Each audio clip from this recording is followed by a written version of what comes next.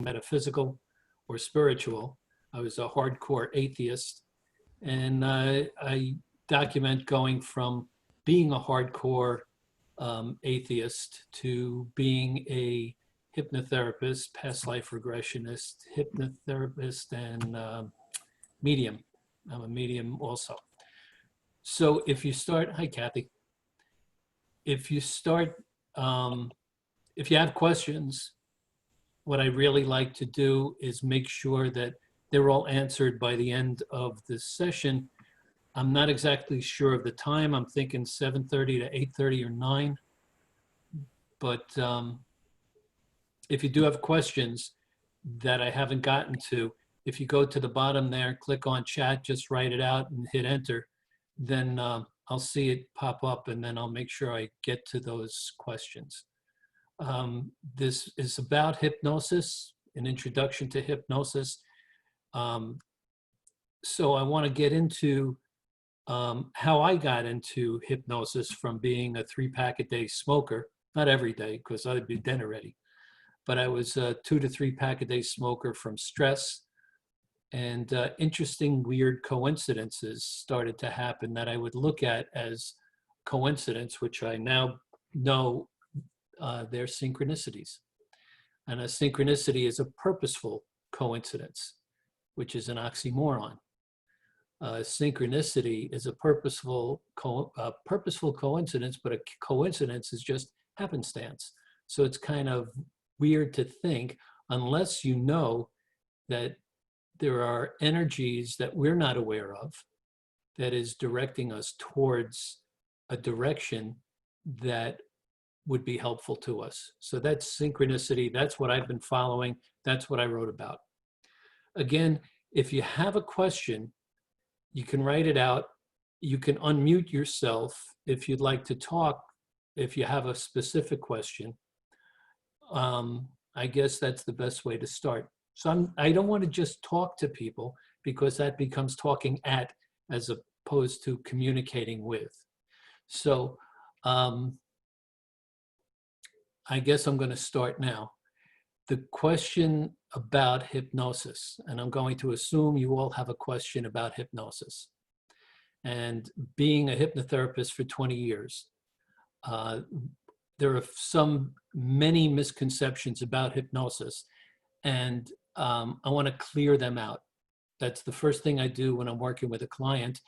By the way, my office is in the ISD in Sparta, and my office is downstairs with 4 other offices. And my book also, I just want to touch base how the ISD has affected my life. And I was directed by synchronicity. I had read Many Lives, Many Masters about past life regression, went to Omega in upstate New York, where I was introduced to Brian Weiss, took his workshop, the author of Many Lives, Many Masters. And while I was there, I found a guy who told me about this really interesting kind of weird church in Sparta, where they do psychic readings and mediumship readings and all kinds of things that were just right down my alley, although I was not religious with air quotes around it. Well, I went to the ISD and I met a very large group of kindred spirits, and I've been going there ever since. And now my office is there, and that's what I wrote about. So enough about me. Let me tell you about hypnosis.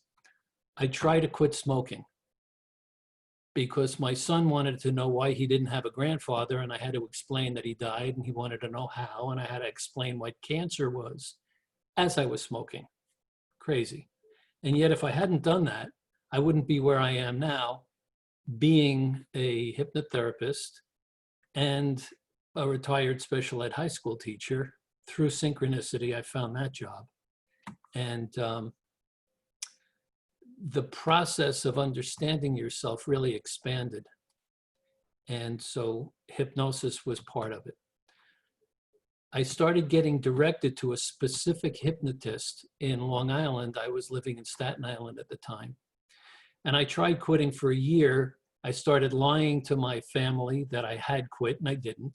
And I started grubbing cigarettes and doing all these things.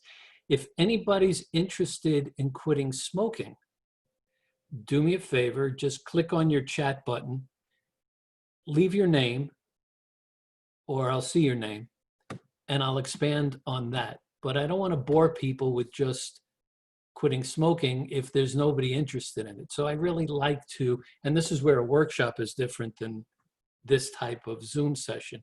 I like to have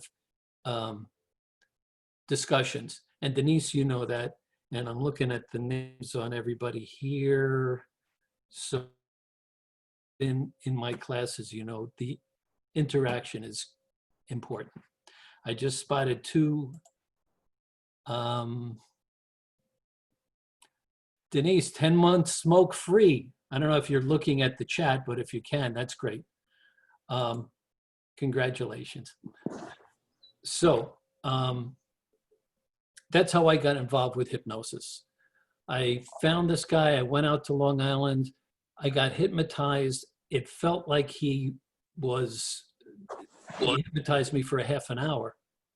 And when he brought me out of hypnosis, it really felt like 15 minutes. And when he brought me out of hypnosis, it had been an hour.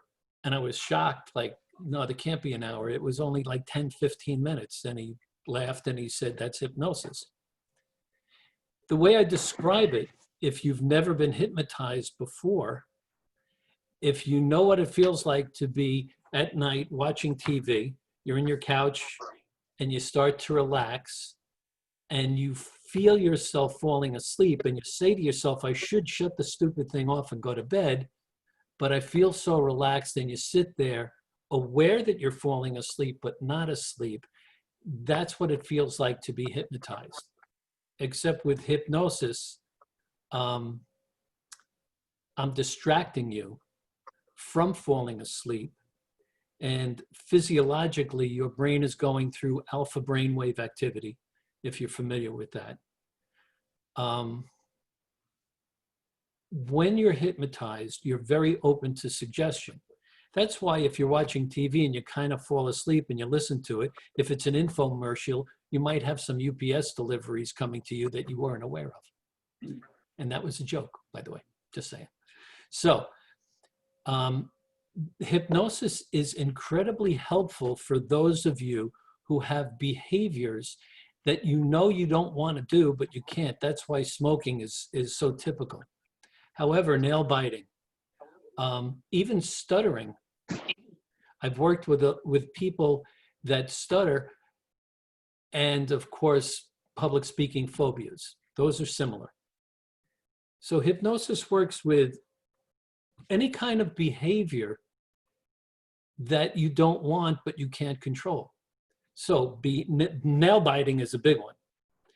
I've asked nail biters when they started, and they said, oh, my whole life. I said, nah, nobody's born biting their nails. Thumb sucking sometimes, but nail biting, no. That is almost always a stress or boredom reaction. And when I work with people using hypnosis to change that behavior, we're always going back to elementary school. Almost all of the nail biters or nail pickers, and it's the same thing, started off as either they're bored and or stressed. And then it's the thumb, and we all know nail biters, and we all know how stressful it is for them, because people come into my office not for nail biting, but they'll be sitting on their hands because they don't want me to see the cuticles, and they don't want to see that. They don't want me to see that. Again, if you have a question, ask away, because I can ramble all day, but I don't want you to start going like, I want you involved with this. Can I say something, Gary? Oh, hi, Kathy. Hi. Okay. I'm watching you, and of course, I find myself sometimes in situations like you where you forget things, One of the most important stories, and I think I shared this with you, and I'd like to share it with them when it comes to hypnosis, they have to leave their preconceived ideas of what it is out the door. Because I remember the guy that I studied with years ago, this woman wanted to have a baby under hypnosis instead of, you know, getting the pain. And she went to him several times, and she kept saying that she couldn't be hypnotized because she thought she would be totally unconscious. So he said to her, okay, I agree with you. Bring your husband in and we'll show him that you can't be hypnotized. So the husband comes with her, and he said, now I want you to pretend you're hypnotized so your husband can see. So when I tell you that, you know, your hand is getting heavy, and he said, I'm anesthetizing, your eyes are closed, I'm anesthetizing the top of your hand. He waved to the husband to stick a pin in her skin, and she didn't feel it. And she opens her eyes eventually and says, see, I can't be hypnotized. He said, look at your hand. And that was her evidence, you know? That's a pretty compelling thing when you're doing it to someone. I don't particularly do that. Oh, no, I'm not. You know what I'm Because saying? people run away from me. What I'm saying is that people, because sometimes No. they think that they're going to be unconscious and they're not. And so that was you know, she was very conscious, but she didn't believe that she was hypnotized, and she was. That's the point I was getting at. Oh, no, I wouldn't go sticking pins in people either, but. Unless you're an acupuncturist, and that's a totally different subject. Right. Thanks, Kathy. Okay. Denise asked a question about the difference between hypnosis and deep meditation. And Denise, that's a good question. It is much, much easier to be hypnotized than it is to go into deep meditation, because with meditation, it's a conscious direction that you're putting yourself in to go into a subconscious realm. Where with hypnosis, all you do is sit back, relax, and allow yourself to be brought to that deep meditative state. So there, Denise, I hope I answered your question with that. But I wanted to mention too that I have, and talk about pain management. And again, I refer to it, I wrote about it in my book, that I had root canals without Novocaine. And when the Dr. Feldman, who was the teacher, the director of the School of Hypnotherapy that I went to in Manalapan, when he said that, my reaction was, and he looked at me and he said, you don't believe me?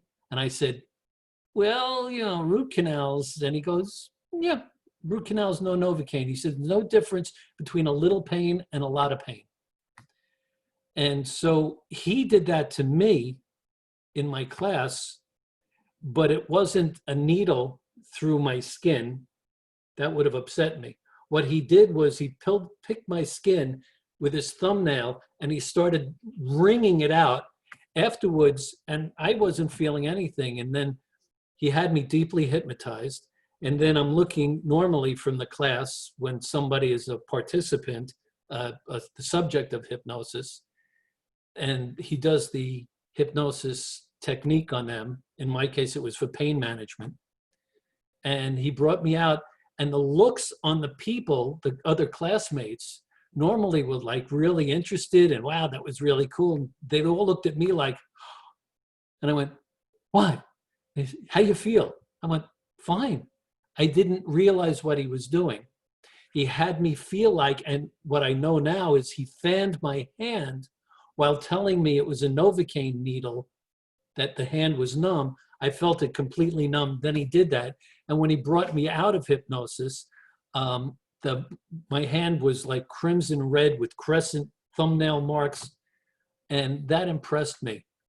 And when I went for I don't know if anybody here is from Long Valley. I'm from Long Valley. And my dentist, Dr. Goodkin, who would prefer to hurt himself than to inflict any pain on his patients, when I told him I wanted to do the root canal without Novocaine, he laughed. And then he looked at me and he says, you're serious? And I went, yeah. I said, just fill the needle up, leave it over there. If I start to scream, then stick me with it. And he was like, no. His assistant went, this is going to be interesting. And I went through the entire, and I describe it in my book, but basically the mind, I had made a cassette. That's back in the day with Walkman and a cassette player. So I used the Walkman to make a cassette tape for myself to put me into hypnosis deep enough to have the root canal. So I was very prepared for it. And I'm in the chair and I convinced him to do it, and he's getting all ready. And I put my Walkman on and I told them to, when it's over, just tap me on the shoulder and say, come out of hypnosis. And it had worked for me well. Well, I'm in hypnosis and I had made myself a cassette tape as a meditation, Denise, kind of like a self, like listening to a cassette or a CD for relaxation. And I made it to go to Hawaii and float on a raft and be floating around with the dolphins. And it was really great. I went very deep. And my mind took me right away from it to the class and reminded me about pain management. So I was reliving in my mind the pain management that Dr. Feldman had done to me with my hand while my tooth was being drilled out. So it's a very fascinating process of mind control. Denise, I hope that answered your question a little bit. Anybody else, if you do, just click on there and you're welcome, Denise. Okay, so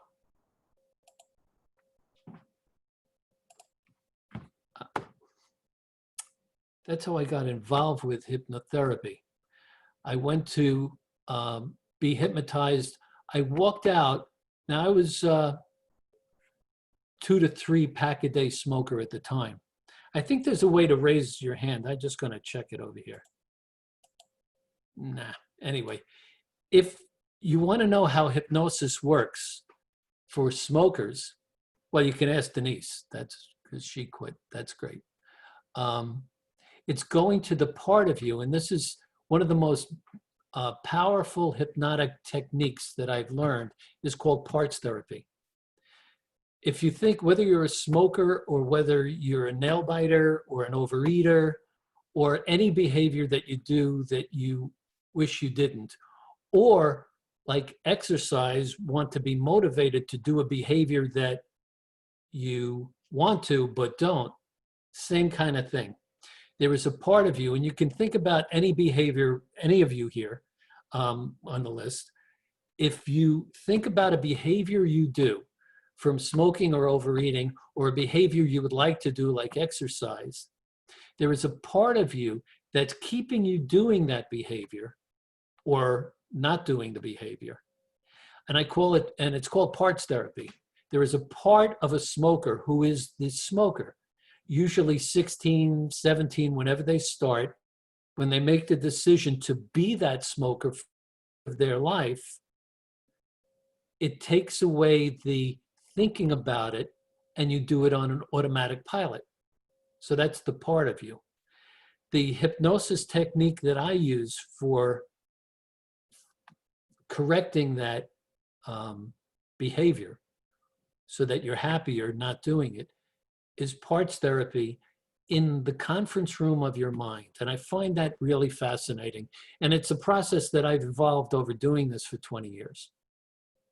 Under hypnosis, I have you see yourself in the conference room of your mind. You're in your conference room, there's a conference table and chairs, but there are doors all around the conference room. And the plaques on the door, the different parts of you. So for those of you who are a parent, there's the either mom or dad part of you. Not your mom or dad, that's the child part of you.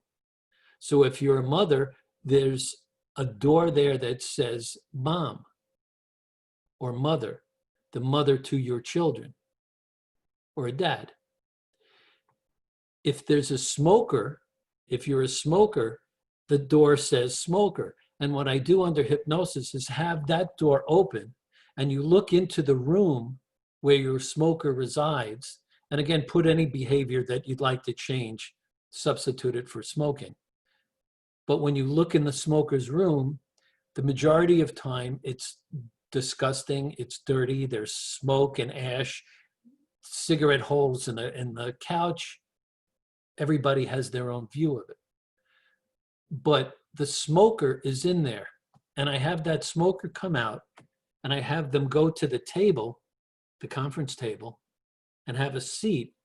And then I open another door. The other door says healthy. That's the conflicts that people have. A smoker is going to have a conflict with a healthy part, and their life is a misery. When they don't want to quit, they don't have a misery life. The misery is with all the loved ones that want them to quit because they know it's going to kill them. The misery gets into the smoker when the smoker and the healthy part now are fighting. So I kind of personify that in the process. I have the smoker sitting at the conference in their recliner, picturing the conference room, seeing the table with those two parts, discussing it. And of course, I help that along by reinforcing the healthy part and showing the smoker reality. Because I don't know how many of you smoke, but if you do, you know your view of smoking is not exactly clear because you know it's going to kill you. You know if it doesn't kill you, you're going to have emphysema or lung cancer, COPD, and all the other complications. Every doctor in the world would say to you, I'd rather you gain 20 pounds than continue to smoke. And yet doctors smoke. That's crazy. And nurses smoke. My wife's a nurse, and she knows she's a non-smoker, but that's someone who's never smoked and had no clue what I was going through. Because you smokers out there know the hell of trying to quit, as I digress. What I'm saying is that the smoker can be intelligent. There is an intelligent part of them, but has no control over the smoking. That smoker part, let's say he's 16 when he started. And for those of you who have a loved one who smokes that wants them to quit, you're asking them to do a very difficult task.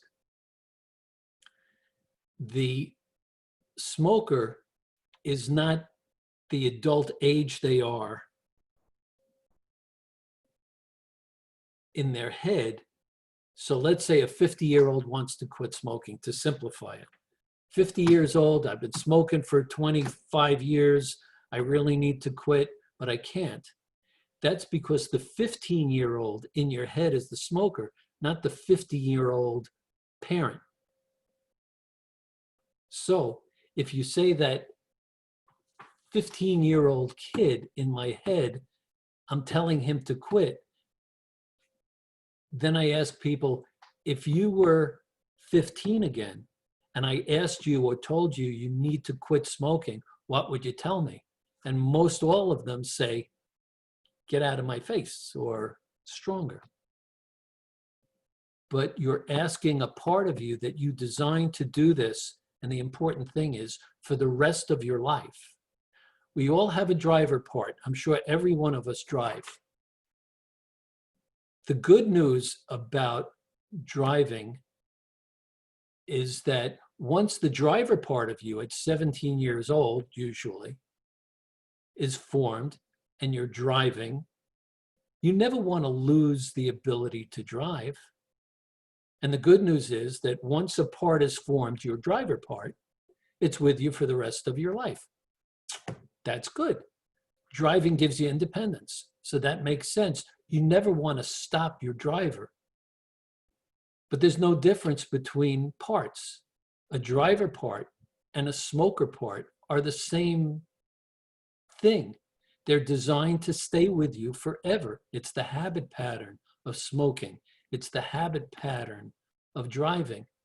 The driver you want to keep, the smoker, not so much so. So what ends up being, do you convince the smoker within you, or the nail biter, or the, let's say, lazy part of you that doesn't want to get up and exercise a little? And that's where hypnosis works well, because people, when they're hypnotized, are very open. I see I have a couple of more questions here.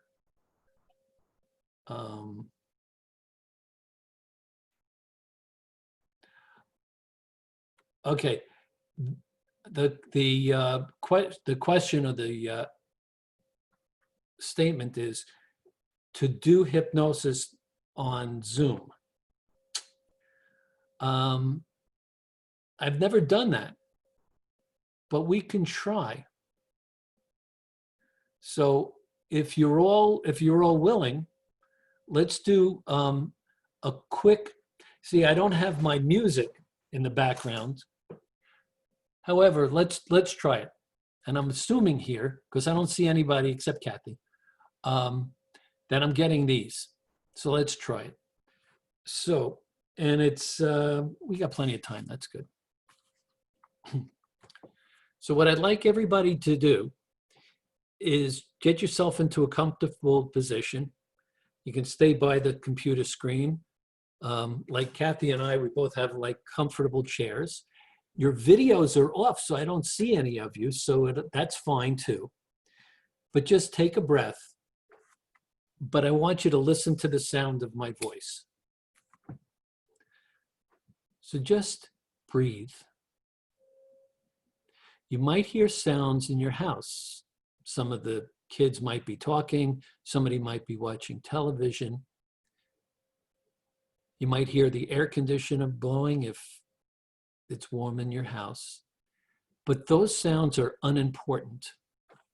What's important now is simply to breathe. Breathing is something we do automatically and we don't think about it, but I'd like you to think of your breath. Breathe out, and when you breathe in comfortably, not to the point where your lungs are too full, but just breathe in and hold it for a second, and now let it go. Allow yourself to comfortably breathe in and out, but think about feeling your lungs. Feel the air moving into your nostrils. And blow it out. I'd like you to take a few more comfortably deep breaths and notice the tingling you feel in your scalp. It's not really your scalp, it's really oxygen getting into your brain.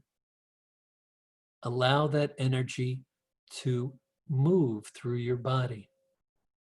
As you're sitting there, become more aware of your breath and just focus on the feeling of breathing and feel the muscles of your shoulders relax. Feel your shoulders become comfortably relaxed. And continue that breath, focusing on relaxing now the muscles of your face. And with each breath you take in, and hold it again for a second, and let it go. With each breath, you feel more relaxed, more comfortable. If you feel an interesting tingling feeling in your extremities or in your head, that's great. That just means your body is relaxing. I want you now to feel that relaxation now going deeper. Realize also that if you do this by yourself, the probability of falling asleep becomes greater. And there is the difference between hypnosis and meditation. With hypnosis, you're allowing me and listening to my voice bring you into that relaxed place. If you're doing it yourself, you lose track of the direction, you lose track of the images. All you're doing is breathing comfortably, and then it's morning. But with hypnosis, you're allowing yourself to be very comfortably taken to a place. Now allow yourself now even more comfortable and more focused. I want you to think back now using your memories of the summer, going back years ago to a time and a place where you found yourself in the most beautiful, comfortable place. And it could be anywhere from a beach to a golf course to a park. But allow your mind to bring up that perfect image, the perfect image of a time and a place that you are stressless, no stress, totally comfortable, surrounded perhaps by people that you love and love you. Allow the image to become clearer. Begin to picture it in your mind's eye and bring color into it. If you're by a body of water, notice the color. If you are sitting, notice your surroundings. Become more aware of that memory of that happy time on a perfect summer day. Notice the people around you. See them. Feel them. And now I want you to hold that memory close to your heart. Allow it to form in your mind.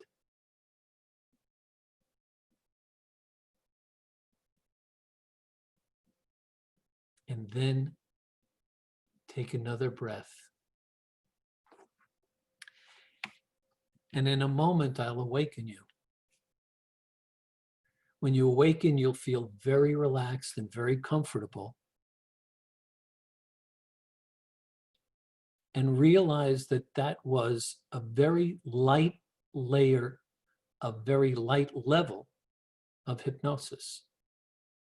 And I'll explain the levels of hypnosis to you when we're all back. But I don't want you to open your eyes. I didn't see you, but I have a feeling few of your eyes. So just close them back again. Because remember, I'm psychic. On the count of 5, you'll open your eyes. And I'm going to count from 1 to 5. And on 5, just allow your eyes to open. 1, coming back from hypnosis. 2, feeling wonderful in every way. 3, coming back to this time and this place. 4, more aware of your body, light coming into your eyelids, and comfortably allowing your eyes to open on 5.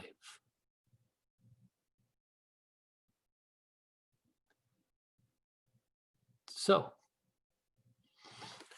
just shake yourself off a little bit and come on back. If you have any questions, I want to discuss hypnosis with you very briefly about levels of hypnosis.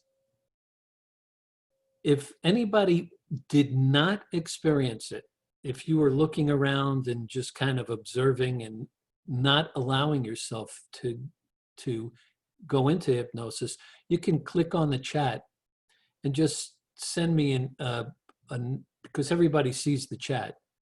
But I think everybody was relaxed. I would say well, in my office at the ISD, I would be able to tell the level of hypnosis you were pretty accurately.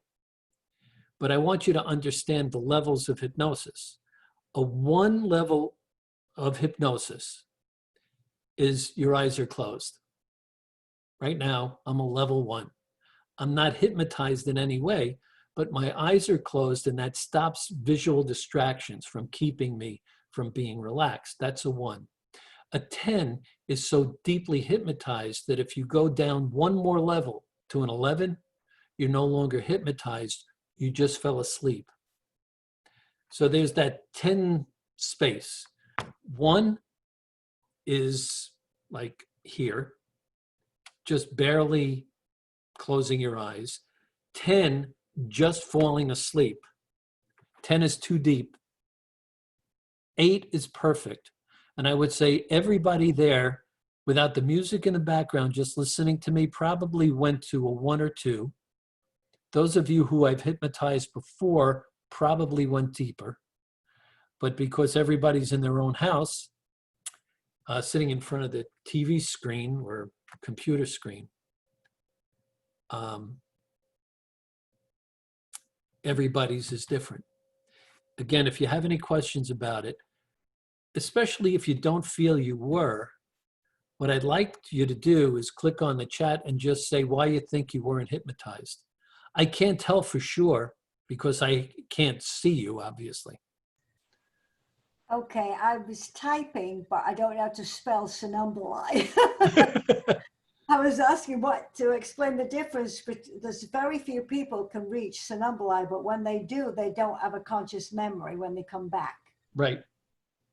Well, somnambulism Okay. is, and it's S-U-B-N-A-M-B-U-L-I-S-M, somnambulism. If you're a somnambulant, which means someone who goes into somnambulism, somnambulism is the medical term for sleepwalking.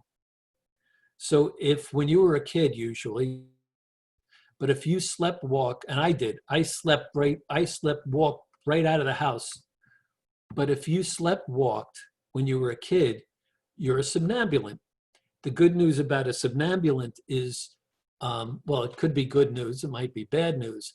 If you go to a hypnosis stage show, the hypnotist, I used to do stage shows, I don't do that anymore.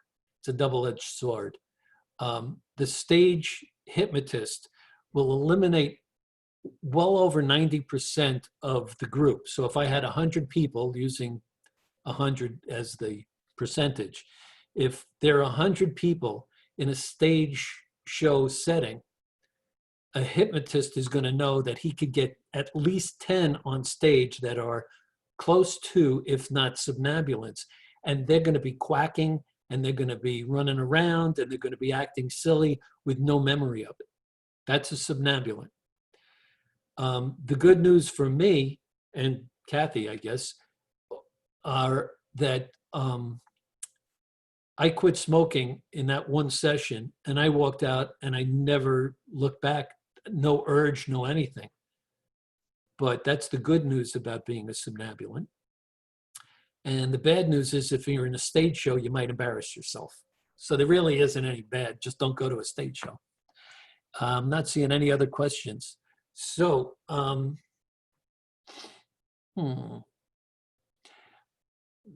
those of you who experienced it and felt themselves going deeper, the question for me would be, did anybody have a really good regression in time to that happy memory in a summer in the past? And I would say those of you that are somnambulants would have had a really clear image. A somnambulant viewing an experience is in the moment. And just for a minute, a little more metaphysical discussion about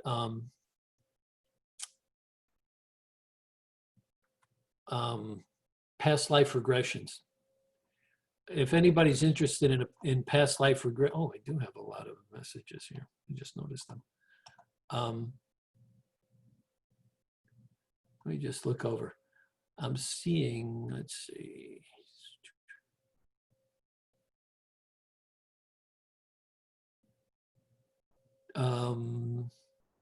Ken, Dr. Bunny? I don't know.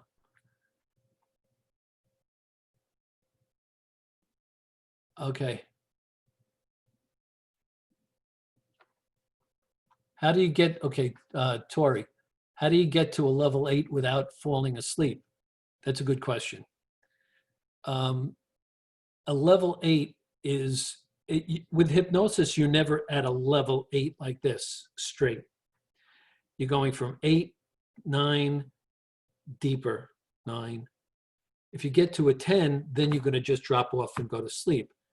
So if I'm hypnotizing you and I'm seeing you going to a point where you're not responding, then I need to bring you up to a 7, 6, maybe even a 5, because you're listening to what I'm saying at the same time you're at a level 8.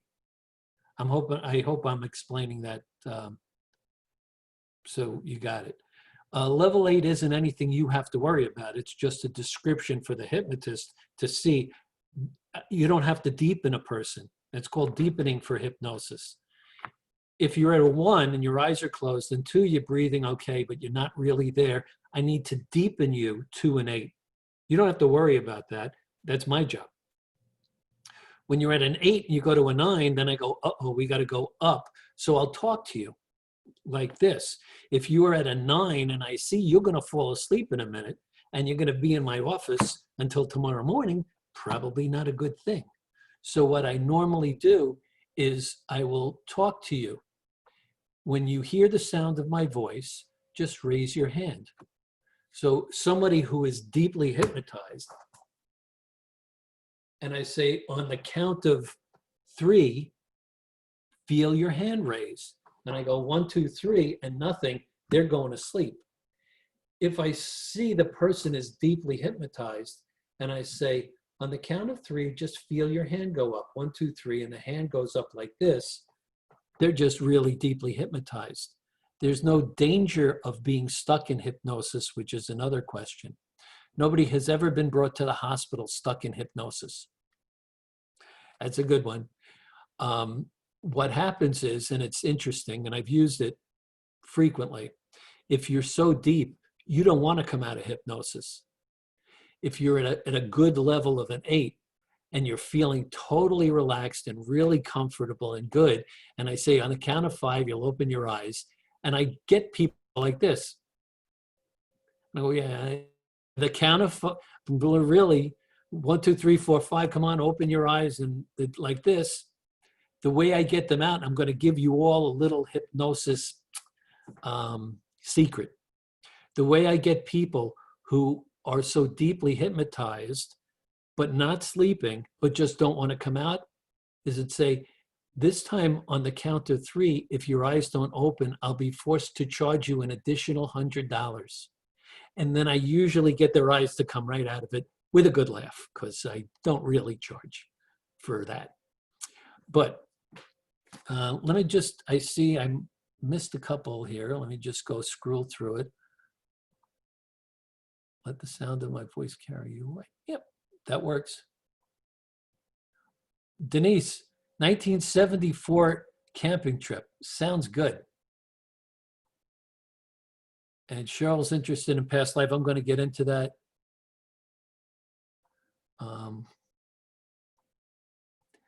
Maureen, you're welcome. Especially now when everybody is under incredible stress, to be able to go back to that summer day, but use that, you know, bring yourself, 1958 Brooklyn. What part of Brooklyn? Bensonhurst? Wait, hold on. 1958 Brooklyn. I was, that was good. Coney Island myself. All right.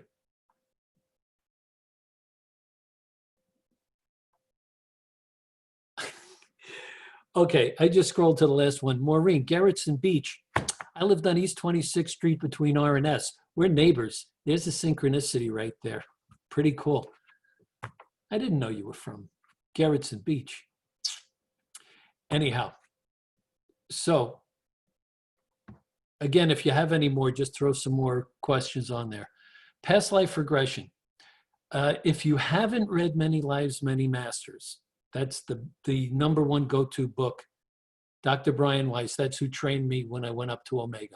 The most human being I've ever met. And I wrote about that whole experience. But I'd seen him in 3 or 4 different workshops.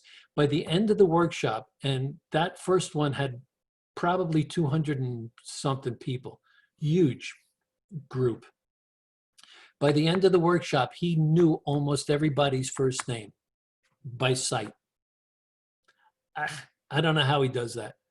It takes me forever to remember names. I remember faces and souls, names not so much. Right, Denise? Anyway,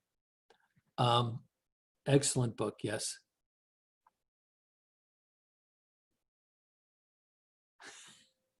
Okay, Maureen, that was good. Synchronistic, exactly. And I've been thinking about Brooklyn a lot lately too.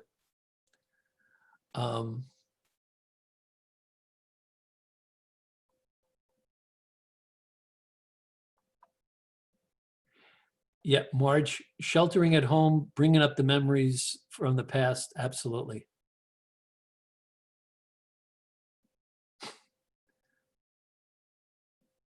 Okay, because I'm just looking over as you scroll down. Indigo child, yes. No past lives, I don't know who you, no. No, Kathy and I both agree with that. You can't be an indigo child without having numerous past lives. And again, I just want to make sure, this is how my workshops go, by the way, I'll let everybody know. Because it's way more important for me to make sure all your questions are answered. And it's a shame because I had beginning psychic and intermediate psychic all planned out, and with this COVID stuff. Boo-hoo, boo-hoo. Anyway. You all familiar with an indigo child? You call them crystal children, indigo children. It's, in our society, we love to put names to people in acronyms, ADHD, because we need to pigeonhole people. We need to take this kid and go, okay, fits right there. That's him. Next. Like Shakespeare said, arose by any other name. An indigo child is a psychically gifted child, a young person that seems to be older than his or her years show. An intuitive knowledge of what life is about, and that's through having many past lives so that they understand. You want to see the opposite of that? They don't have a name for it, but just like a young soul, those are the ones that are causing a lot of problems. Very susceptible to drug addiction and alcoholism because they're a newer soul getting used to the body, the physical body. So if you get an old soul, many of us, like, you want to see a bunch of old souls, go to the ISD. Some old bodies too, but a lot of old souls there. But we've all been through so much in past lives, so we don't need to repeat mistakes. The other thing, and I know with this camera, it's reversed, it's like looking into a mirror kind of thing. But I wanted to show you what I have. Where is it? You can't read it because it's like trying to read in a mirror. Yeah, that doesn't work. It's the Serenity Prayer. I'm getting it tattooed on my forearm because I have it here and it's scotch taped up there. And I see that we're getting we're moving on here close to the time, but I want to get this through to everybody. The Serenity Prayer broken down to its simplest form, and just hear me out here, especially with everybody's locked down and you're locked in with your family members for 3 straight months and you haven't killed them yet. So that's a good thing, but talk about stress. The Serenity Prayer broken down to 3 lines, I'm sorry. Grant me the serenity to accept the things I cannot change. This is memorized in my head, but I still need to read it. It's that important. The first line, grant me the serenity to accept the things I cannot change. That's line number 1, because that's the thing we don't do. You cannot change certain things. You can't change it's raining. You had a barbecue planned. You can't change it, so you accept it. The courage to change the things I can. I can change my smoking. Grant me the serenity to accept the things I cannot change. I can change my smoking. I just need to stop it. Not easy. I wish I had the courage to change that. The courage to change the things I can and the wisdom to know the difference. Think about those 3 lines. And like I said, it's getting tattooed right on my forearm so that it's not to show people, it's for me to read it, because I talk the talk, but I don't always walk that walk, because that is one of the hardest things to do. Grant me the serenity to accept the things I cannot change, the courage to change the things I can, and the wisdom to know the difference. If that becomes part of your being, your soul, where you can go through life understanding that, you're going to be a happier person. Because it's the Serenity Prayer, but you could call it the Happy Prayer, because if you do that, your ability to be happy improves. I take a quick look and see if I got any more. Marge, I hope I answered about the indigo child. Ken, it definitely works. Denise, you got to come to the next class, because I can't wait to get back to the ISD.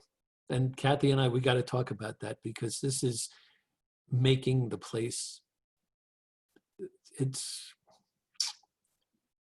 anyway, I know we're all in agreement there.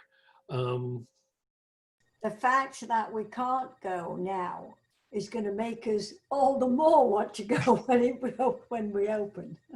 Absolutely, we can. So everybody do this. Can't change it. Wait for Phil Murphy to go, okay, ISD, open up. We're all going to be there. If any of you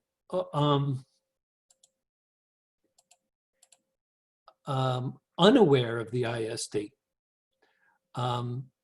it's a beautiful church in Sparta, but I think everybody has, so I'm just going to throw out a quick commercial for it. We're missing the Sunday services because we're missing the people, but we got to stay safe.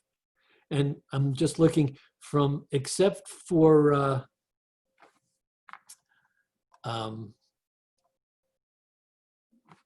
Denise's daughter, Kylie.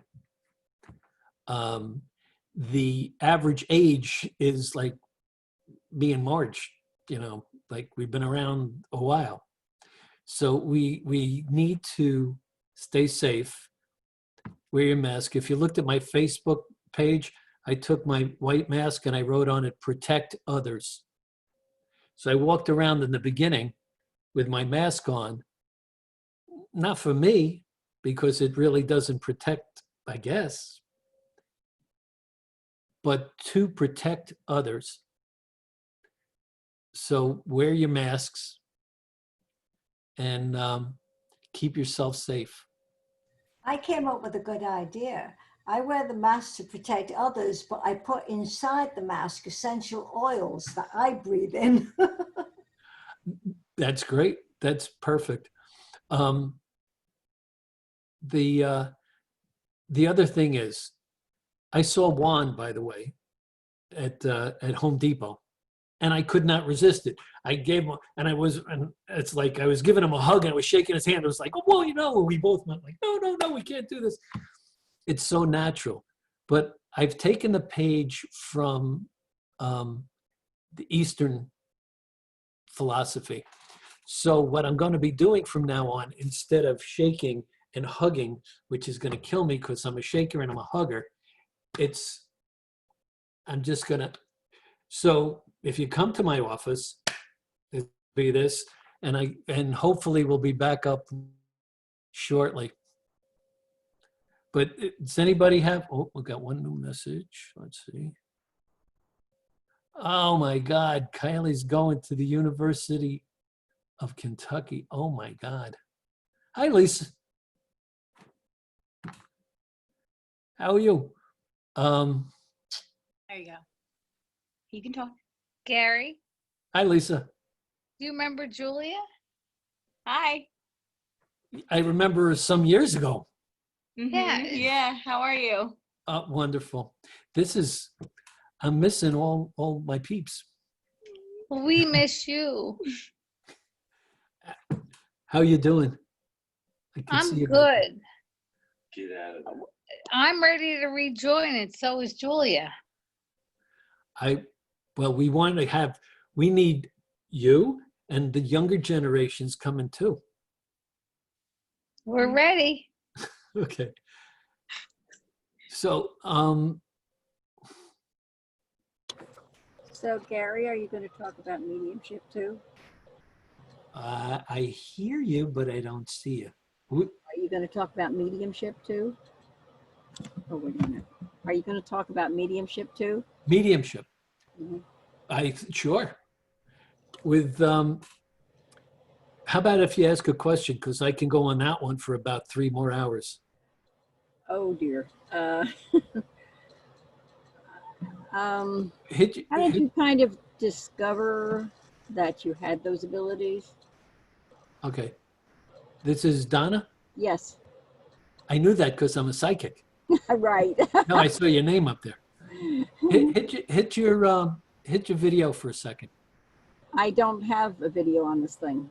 I should have known that. I'm not a good Yeah, psychic. that's right. You're psychic. You should have known that.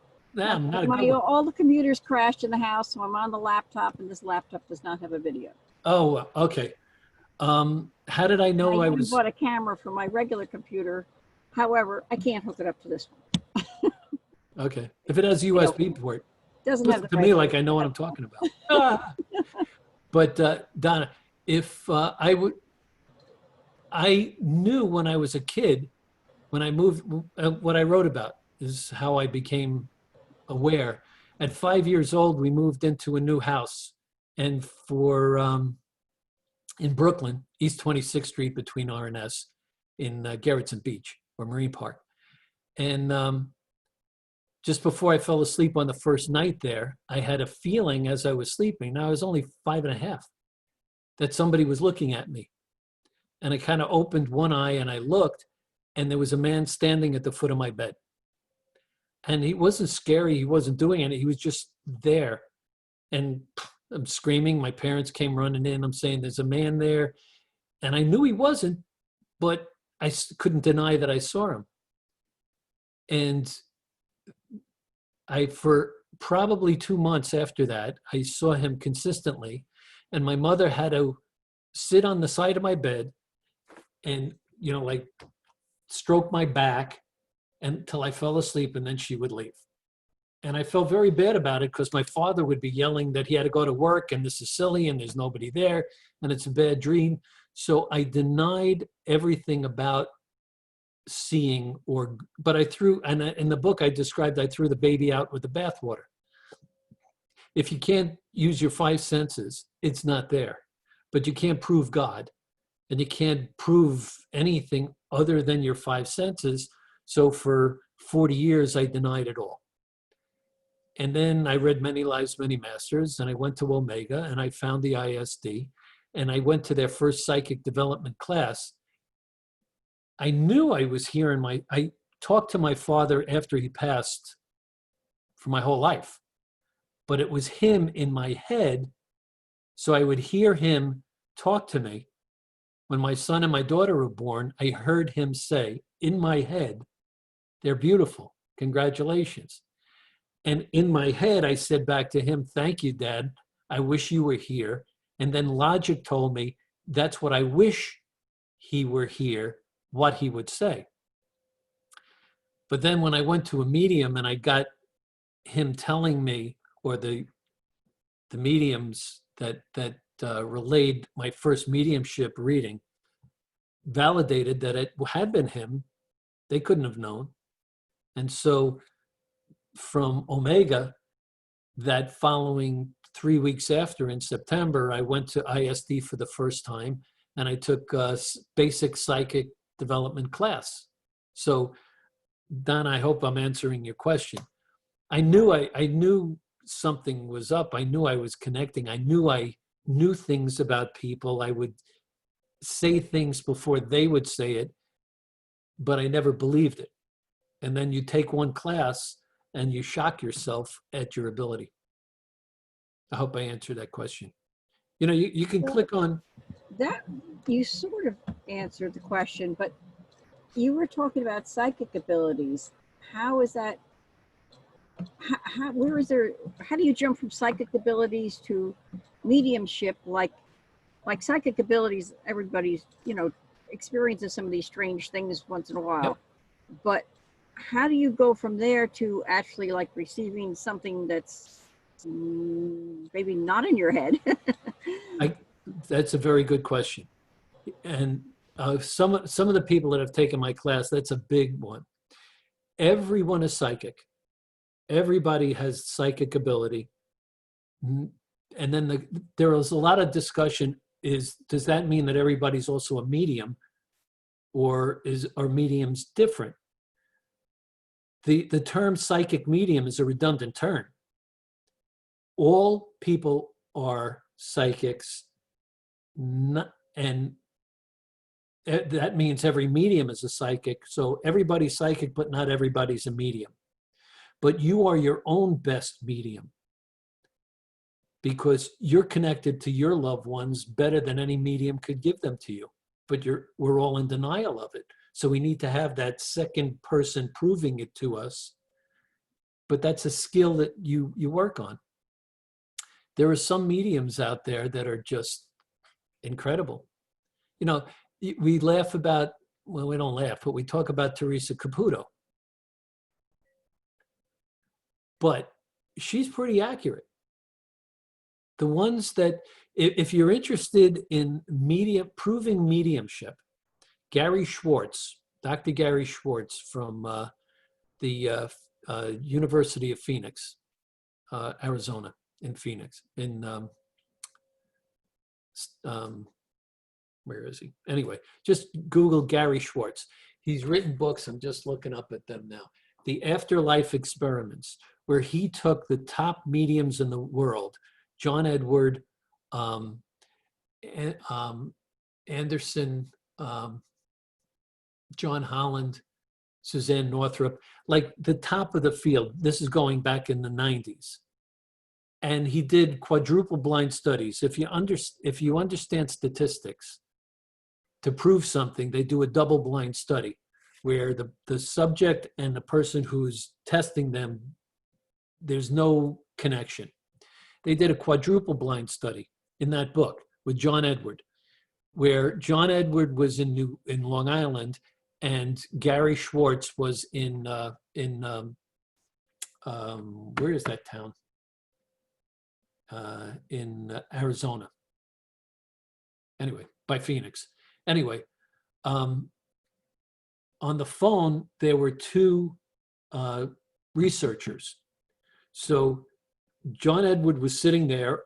On the phone was a researcher, and a subject was sitting next to the researcher in Phoenix, so that there was no connection. And John Edward was 90% accurate in the information that was given to across the country on phone lines. I don't know if I'm explaining this right, but he proves through statistical evidence, and he's a research scientist, that it's true. Mediumship isn't, it can be very fraudulent, and there are fraudulent mediums, clearly. But it's not all bunk. I don't think I answered your question, but I just see that again. Like you're kind of, that still seems psychic rather than medium. I don't know. Medium to me, it seems more like not necessarily contacting your relatives, but suppose if you have a stranger sitting in front of you and you suddenly see this person in your head that you've never seen before, Mm-hmm. and apparently it's somebody connected to them, and the person that in your head is telling them something, that seems more like a mediumship thing than connecting with your own relatives and stuff like that. Your own relatives isn't for mediumship. It's just communication with the spirit world for your loved ones. Your loved ones from the spirit world want to talk to you more than you want to talk with them. They want to just let you know that they're happy, they're walking, they're dancing again, they're happy, and they want to take the pain of being here in this physical world away. But I'm not saying the difference between a psychic who is reading your energy, bottom line is, if I'm psychic, I'm not a medium. If I'm just psychic, I'm going to read in your aura stuff in your life. I'm going to see things in your life.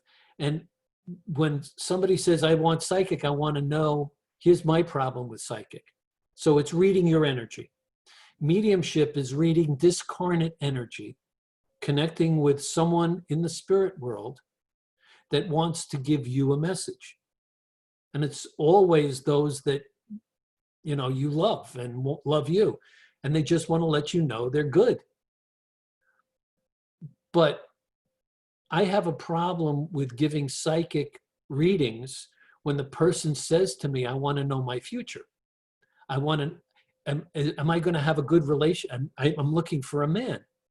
And I say to myself, this is my opinion, Garry Gewant's opinion, that it could be negatively karmic for me if I'm so full of myself that I tell a woman who comes to me for a psychic reading that, oh, your soulmate's name is Sven, and he's 6'4", blonde hair, he comes from Sweden.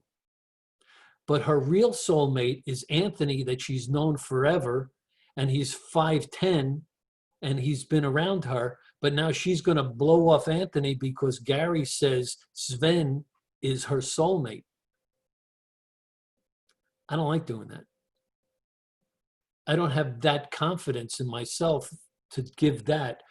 But psychically, I can tell somebody, I feel there is someone that you're working with around you that is really negative towards you, that gives you, like a boss is being very negative, and I'm feeling that in your energy, then you have an opportunity of maybe making you make the choice.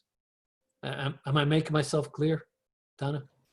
Yeah, that's better.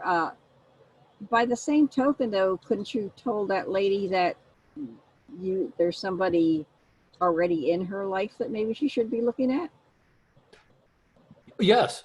You see, that if I'm telling you that there is someone very close to you and describe him and even give a name, I'm not saying he's your soulmate, you should go with him. I'm just saying that's the feeling I'm getting from your energy. So maybe you're denying, you know what I mean?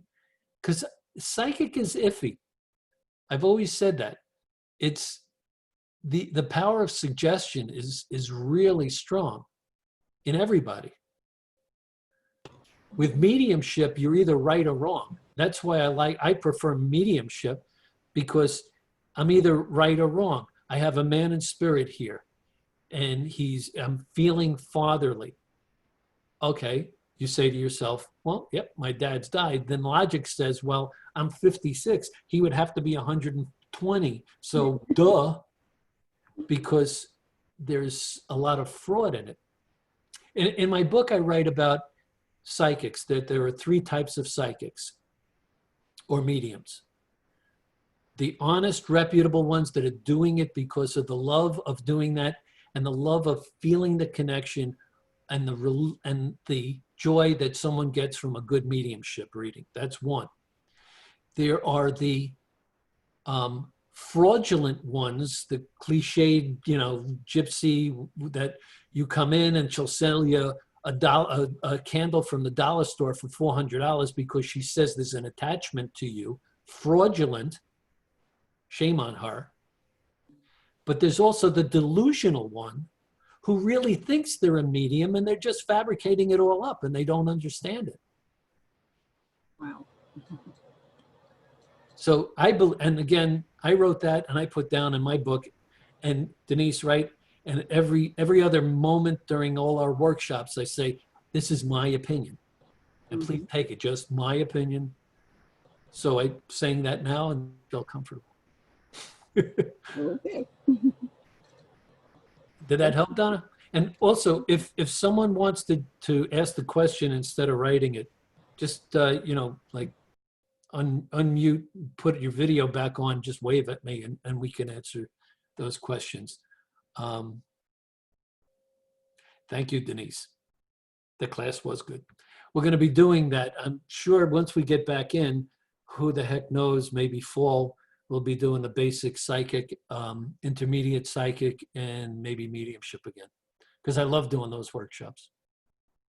But Kathy's the person I need to talk to about that. If anybody else have any questions? Because I really don't want anybody to leave with any unasked questions. No such thing as a stupid question. One of the things that I like that you say quite a lot, and I say it a lot too, I said, this is only my opinion based on my own experience, because when somebody is absolute about things that are intangible on the other side, I mean, come on, And plus, there's another very interesting thing in messages, and I never forget Jim, this woman asking Jim if she was going to move. And he closed his eyes and he goes, oh, in the fall, I see the fall leaves coming down. And this house that you're going to move to, what a strange front door. So you're moving in the fall. Well, the fall came, the next fall came, and the next fall came. And finally, she'd forgotten about it. And her husband said he got a transfer. They moved. And as she was taking something out of the cart and would go into the house, leaves came down. And she remembered and looked at the door. Now, she didn't think of the door when she got the house. But with that memory, she goes, 3 years later, it was exact. But there's no time in spirit. And people don't realize that. And that's so frequently happens. Ken, by the way, my book is called, and you can't read it, but it looks like this. So if you were put this up in a mirror, you could read it. I can read it. But it's I'll Take Hypnosis with a Side of Mediumship. It's on Amazon.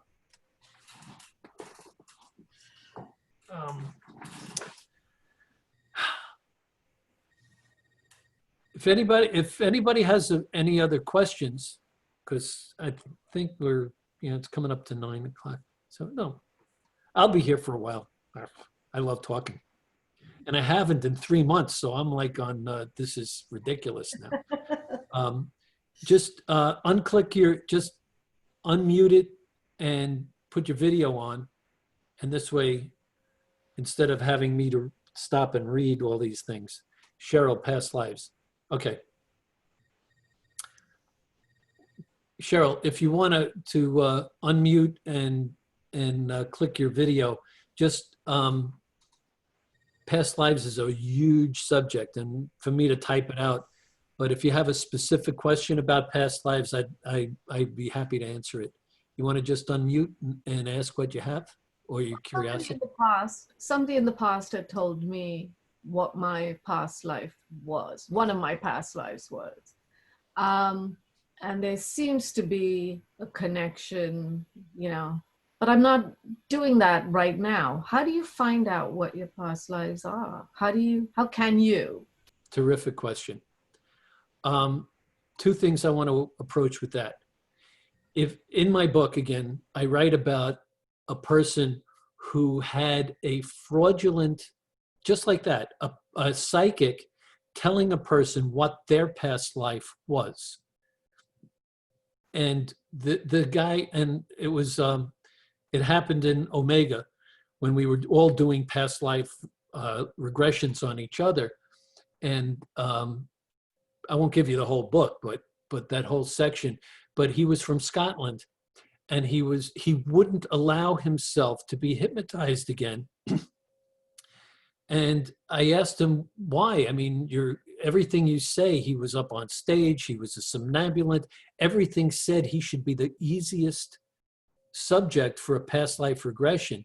And he said, well, I guess I won't allow myself. And what had happened was, in England, he spent a very large sum of money to go to a highly respected English medium, regressionist, who, instead of letting him experience his past life, told him what his life was, and said, and then did this: you died with a spear in your heart, and went like this to him.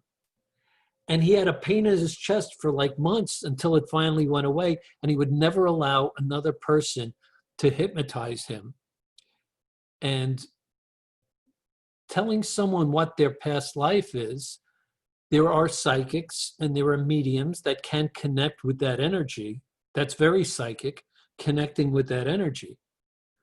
But you have to be pretty confident and sure of yourself to do that. The best way for a past life, and if you ask me, for as far as how to have a past life experience, is I do past life regressions. So it's a hypnotic process of going to a past life. But the important thing is, you straight up, you were a slave, you got killed in a field, blah, blah, blah, straight to the person. I can't even imagine doing that, because the responsibility, like what happened with this guy, Danny, that I wrote in the book, is you were wrong. And even if you were right, now this poor guy's feeling like he had a knife in his heart. Crazy. I only ask during a past life regression open-ended questions. Only. Because under hypnosis, if you tell me you're regressing back, and I say, what happens now? And you say, there's a knock on my door.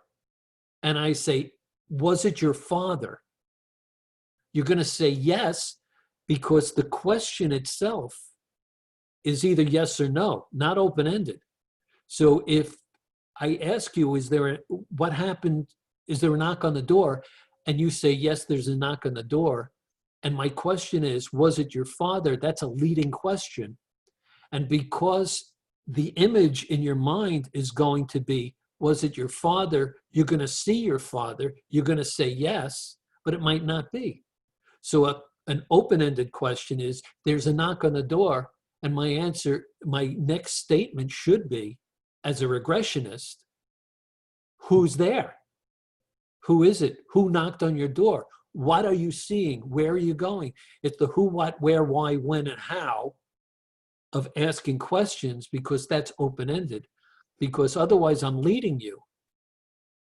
And if you get a past life regression that leads you, it's going to be his assumptions, not your past life. I hope I answered your question. Just unmute. Thank you. Okay.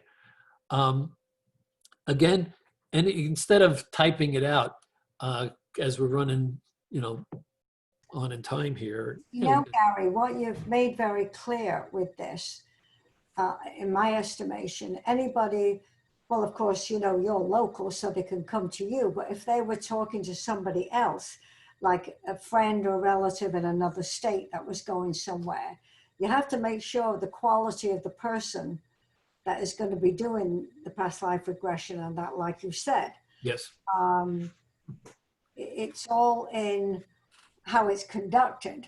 Are you going to be led, or are you going to be guided into finding it yourself? And that's what you keep emphasizing, is your expertise in both areas, you know, is letting those people find the authenticity themselves, not creating it for them. Absolutely. Yeah. And that's so important in hypnosis. It's past lives, psychic and mediumship. But you have to, there's a certain level of honoring the process. Right. And when I like, I think there's someone, I saw a sign and I heard about this woman in Sparta, and it showed like a palmistry kind of thing, and psychic and telephone number. And to me, it was just like, if I drove by and I saw a palm for palm reading, psychic, it would be run away. Right. But, you know, like, and you hear about these people that give thousands of dollars to people. Oh, okay, this is interesting too about psychic and mediumship. I said there were 3 types. There's 4. There are good, clear psychics that clearly get that information and are fraudulent. So if you come to see me and I'm fraudulent, but I'm good, I'm going to read your energy so clearly that you're going to go, oh my God, he's great. And as soon as you go, oh my God, you're so wonderful, then here's a candle for you. Because I know when you go into psychic or any of this work or anything in life in general, you bring your car into a mechanic, you know, hopefully it'll be reputable. But that's where your psychic ability comes in. If you're intuitive, let's use that as an example.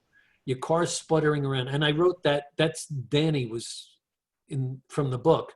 Danny, I talked about this as an image that came to me about a bad practitioner. That's strange. If you bring your car into a garage, your car's sputtering, and you look at this guy and you have an intuitive gut feeling, like, get in the car and turn around and drive it out. Do that. Go into another garage and you might see a guy who's running the garage. I don't want to be sexist, but it's usually guys. And you bring the car in and the guy just feels nice to you. I like this guy. He's okay. Go with that. Because you're going to kick yourself in the ass, and I have many a time, where I knew better. And how many times do you say to yourself, you know, I knew better, I shouldn't have done it, I didn't listen to myself. And if you learn one lesson from psychic development classes, is trust your gut. It'll never send you wrong. I don't even know why I went into that. But so any other questions? Because we are going to be running out of time soon. So just, you know, unmute and open your video and ask away if you have any, or else I'll ramble on for the rest of the evening. Everybody go to sleep. All right, I'd just like to thank you for everything. Thanks, Gary. Hi, Denise. Hold on, Kathy. I just wanted to say thank you. You're very welcome. I'm glad you joined us. Are you going to come to the other class? Yes. Beautiful. And I just want to say thank you. First, I want to thank everybody. And thank you for the donations to the ISD, because it's all donations that we run on. Any other questions before we go? I don't see any. Just click your unmute. Bye, Kath. I'll be hanging out here for a while as everybody signs off.